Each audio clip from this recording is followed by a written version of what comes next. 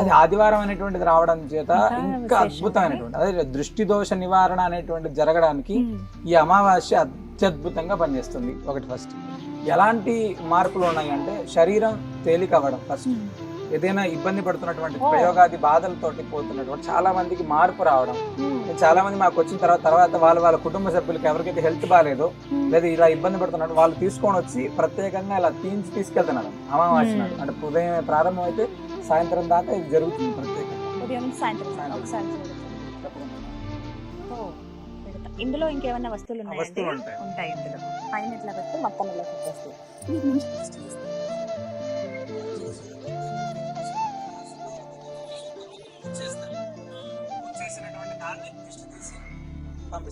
ఒకరికి ఒకటి ఇస్తారు. ఇప్పుడు కుటుంబంగా వచ్చారనుకోండి నలుగురు ఎవరికి వాళ్ళు తీసుకోవాలి అంతే, ఎవరికి వాళ్ళకి. వేరే అది ఒక చిన్న సందేహం గురువు గారు, కొంతమంది తరచుగా అనారోగ్య బాధలు పడుతుంటారు, అలాంటి వాళ్ళు కూడా రావచ్చా?